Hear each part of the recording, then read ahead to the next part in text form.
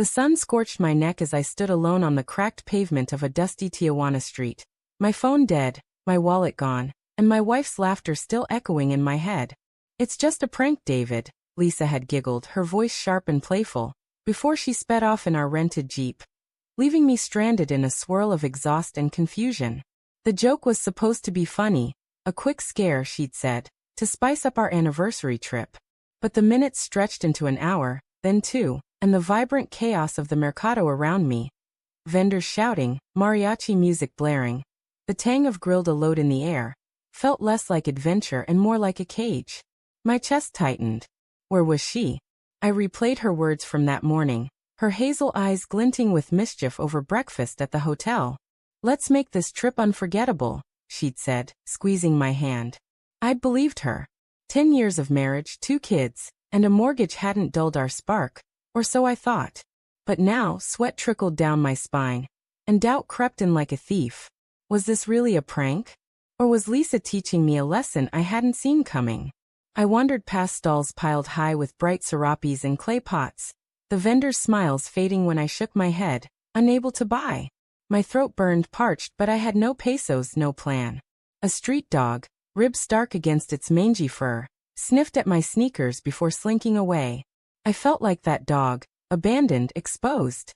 I tried to laugh it off, to cling to the idea of Lisa's prank, but my mind spiraled. What if she wasn't coming back? What if this was her way of saying something she couldn't voice at home? By the third hour, I stumbled into a cantina, its dim interior a relief from the relentless sun.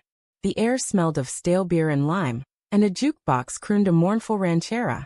I slumped at the bar, my reflection in the smudged mirror showing a man I barely recognized, haggard, eyes hollow with worry.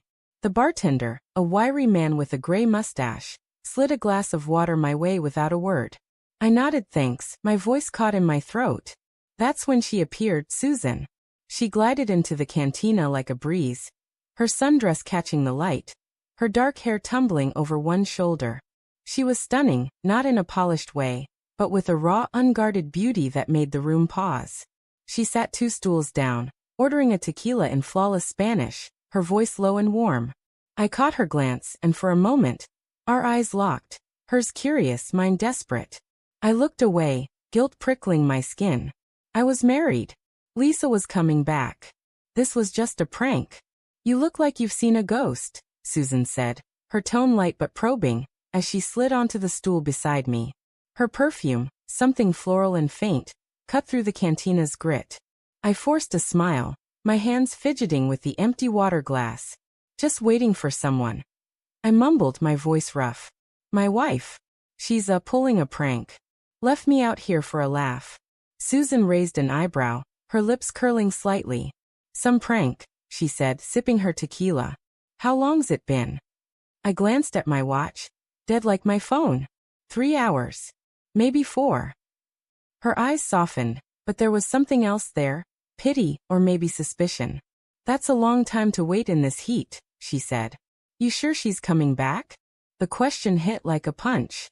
I opened my mouth to protest, to defend Lisa, but the words stuck.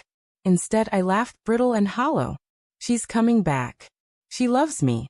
This is just her sense of humor." Susan didn't push, but her silence felt like a challenge. She leaned closer, her voice dropping. "You don't sound so sure." I wanted to argue, to tell her about the Lisa I knew. The woman who sang off-key to our kids at bedtime, who cried during rom-coms, who promised me forever. But the memory of her driving away, her laughter sharp and distant, not at me. I ordered a beer, ignoring the fact that I couldn't pay, and Susan waved the bartender off, covering it with a quick smile. "On me," she said. "You look like you need it." We talked, or rather, she talked, and I clung to her words like a lifeline. She was a photographer, traveling solo, chasing stories in the margins of the world. Her stories, of markets in Marrakesh, jungles in Costa Rica, felt like a world I'd forgotten, one where spontaneity trumped routine. I found myself laughing, then catching myself, guilt twisting in my gut. Lisa was out there, somewhere. Wasn't she? The cantina grew louder, the evening crowd spilling in. Susan's hand brushed mine as she reached for her drink, and I froze, heat rising in my chest. I pulled back, muttering an apology, but she just smiled unfazed. "You're a good guy, David," she said. "But you're carrying something heavy. Wanna talk about it?" I didn't. But I did. The words spilled out. Lisa's late nights at work, her sudden silences, the way she'd started locking her phone.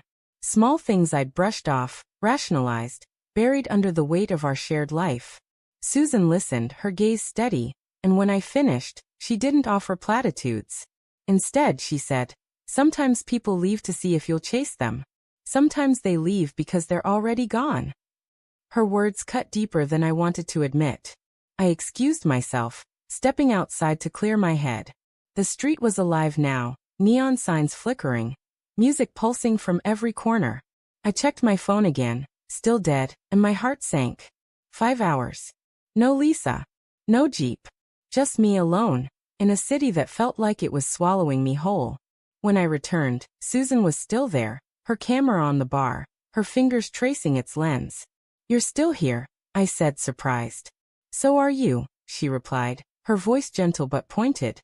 She hesitated, then slid her phone toward me. "Borrow it. Call her." My hands shook as I dialed Lisa's number, the one I'd memorized a decade ago. It rang once, twice, then went to voicemail. Her voice, bright and familiar, stabbed at me.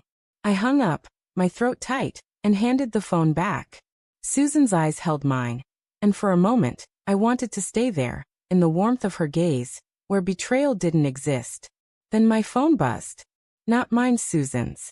A message flashed on the screen, and before I could look away, I saw the name. Lisa. My Lisa. My heart stopped as Susan's expression shifted. Guilt, panic, then resignation. She turned the phone over, but it was too late. "You know her," I said, my voice barely a whisper. "How?" Susan's lips parted, but no words came. The pieces fell into place. Lisa's prank, her absence, Susan's ease with me, a stranger. This wasn't a coincidence. Lisa hadn't just left me here. She'd planned it. With Susan. "She wanted to test you," Susan said finally, her voice breaking. "She thought, if you were alone you'd slip. She asked me to watch you to see if you'd."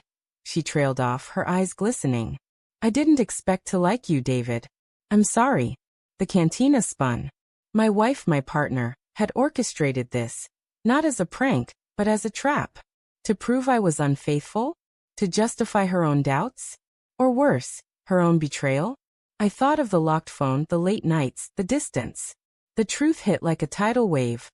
Lisa hadn't just abandoned me in Mexico. She'd abandoned us. I stood, my chair scraping the floor, and walked out into the night. The streetlights blurred through tears I didn't bother to wipe away.